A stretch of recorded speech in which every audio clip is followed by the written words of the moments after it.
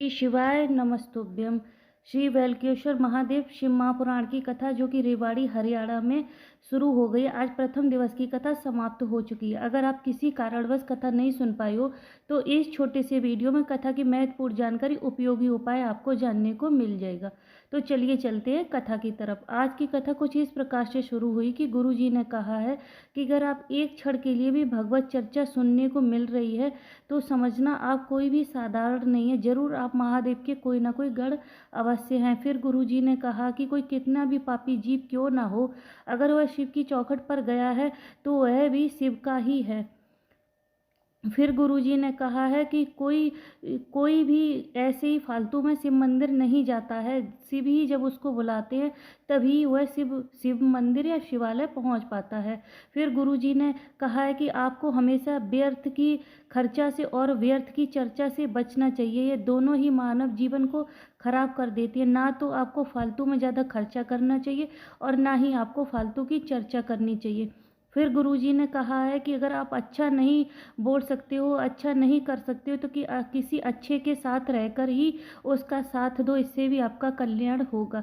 फिर गुरुजी ने एक महत्वपूर्ण जानकारी दी है। गुरुजी ने कहा है कि जब भी आप शिव मंदिर जाओ तो घर से निकलते ही आपको दो बातें बोलनी है। पहली बात ऐसी है कि आपको बाबा से बोलना है एक लोटा जल भरते हुए कि बाबा यह पूरा घर तेरा ही है और तेरे ही भरोसे है, तुझको ही संभालना है।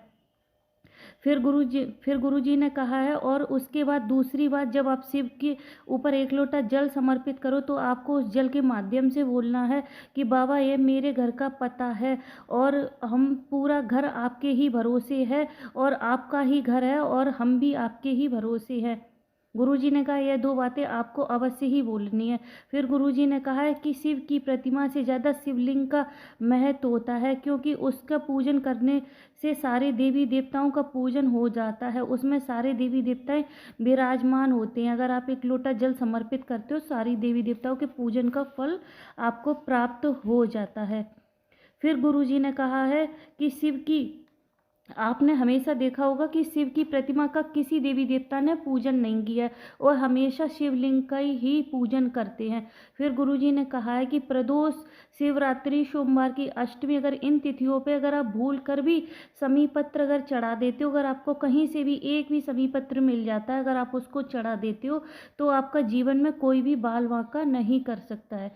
फिर गुरुजी ने एक महत्वपूर्ण उपाय बताया है। गुरुजी ने कहा अगर आपको कोई भी कार्य अटक रहा है या किसी भी कार्य में आपको सफलता पानी है या आप किसी भी नौकरी के लिए भी आप यह उपाय कर सकते हो, तो गुरुजी ने कहा कि 4 से 5 प्रदोष को आपको एक समीपत्र घर में जो विराजमान, आपके घर में जो विराजमान शिवलिंग है, चाहे वह किसी के भी हों, चाहे कंकड़ संकर हो या किसी भी पाषाण के हो, किसी भी धातु कोई हो, आप उस पर एक समीपत्र शाम को प्रदोष काल के समय आप उस पर एक समीपत्र समर्पित कर दीजिए। उसके बाद 9:15 पे आपको वह समीपत्र उठा लेना है और एक कटोरी में रख देना है। इस तरह से आपको 4 से 5 प्रदोष कर यह उपाय करके और समीपत्र इकट्ठा कर लेना है। फिर आप जिस भी कार्य के लिए जाओगे वह समीपत्र आपको अपने जेब में डाल के ले जाना है। वह कार्य आपका सफल होकर ही रहेगा, यह निश्चित बात है।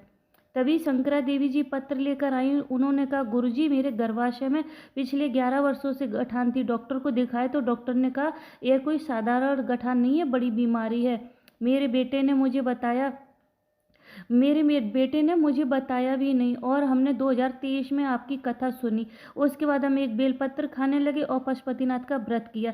फिर सीहोर में जाकर भी हमने आपकी कथा सुनी और बाबा का जल पीने लगे। फिर जब 4 महीने बाद जब हमने दोबारा डॉक्टर को दिखाया तो मेरी गांठ गल गई थी। आज हम बाबा का धन्यवाद करने के लिए कथा पंडाल में आए हैं। तभी ये कृष्णा जी भी पत्र लेकर आई। उन्होंने कहा फरवरी 2021 में मेरी बेटी की शादी थी। उससे पहले मेरे गले में दर्द हुआ तो डॉक्टर को दिखाया तो पता चला कि 3rd स्टेज का कैंसर हो गया। मेरी बड़ी बेटी मुझसे गले लगकर खूब रोने लगी। उसके बाद हमको जयपुर लेके गई और वहाँ हॉस्पिटल में हमको भर्ती कराया। डॉक्टर ने कहा आप इनको घर पर ले जाइए, कैंसर पूरे शरीर में फैल गया और इनका बचना बहुत ही मुश्किल है। फिर मेरे किसी पड़ोस में हमसे कहा कि आस्था चैनल पर आपकी कथा आती है, वह कथा सुनो। फिर हम एक बेलपत्र खाने लगे और शिव का चढ़ा हुआ जल पीने लगे। थोड़ा-सा हमको आराम मिला तो फिर हम स्वयं मंदिर जाने लगे।